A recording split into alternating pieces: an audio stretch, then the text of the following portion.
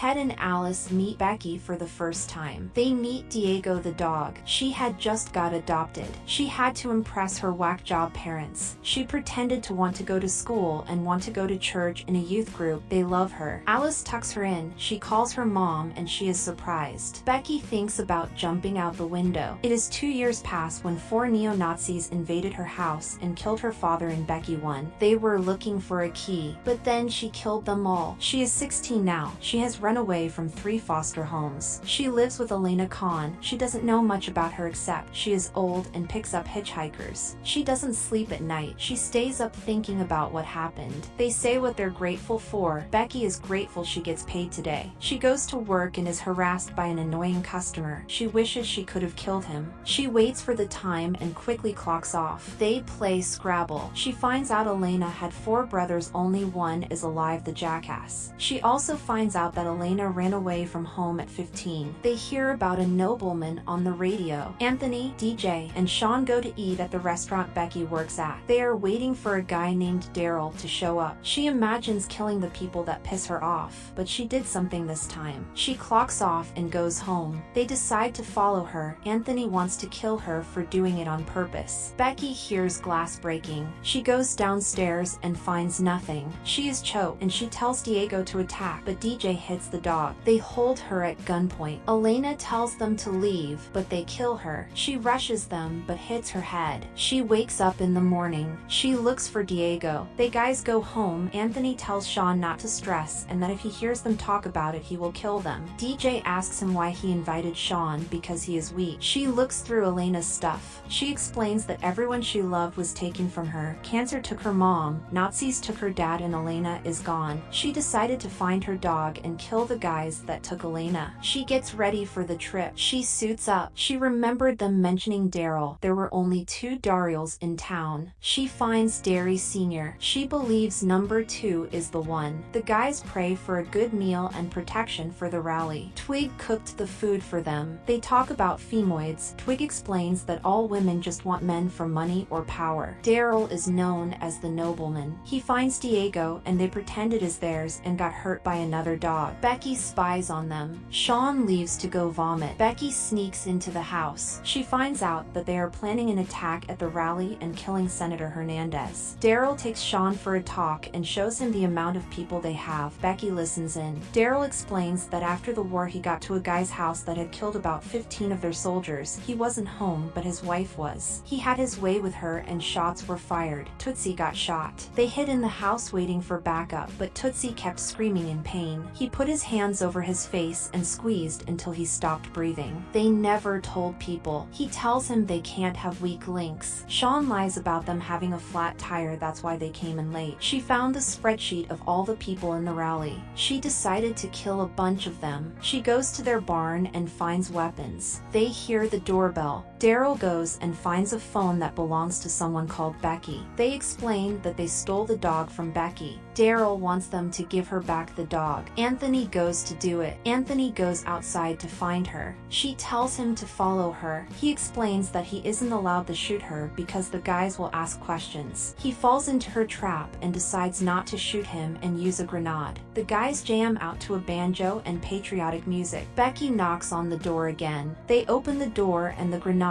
in Anthony's mouth explodes. He is dead. They find out Anthony is dead. Sean finds out they were going to kill people at the rally. He tries to leave, but Daryl kills him. Becky calls to taunt them and tells them he can't kill her dog or her because she has his thumb drive. Twig goes out to look for her. She shoots him with an arrow. They pull the arrow out. Twig rushes off to kill her. Becky runs away to the barn. Daryl tells DJ to stop Twig from killing her and get her alive. DJ drives off. Becky smokes Twig. He crawls out and begs to live because he has a son. His name is Adolf. She kills him. She is sleep-darted. She wakes up tied to a chair. He found a key with coordinates on them. She meets Daryl Sr. again. She is the mastermind of the nobleman. She wants to know where the thumb drive is. She says that she is gonna let Daryl have his way with her if she doesn't say where it is. She spits on Daryl Sr. They take out the dog and start torturing it. She tells them to stop. She says that once she kills them, if they promise to go to hell, she will tell them where it is. She gets out of the rope and sprays Daryl. She throws a knife at Daryl Sr. Becky runs off. Daryl chases her. He steps into a bear trap. He steps into another and his head falls into one. She takes back the key. 24 hours later, Kate Montana of the CIA meet with her. She explains that she took out a terrorist organization on her own.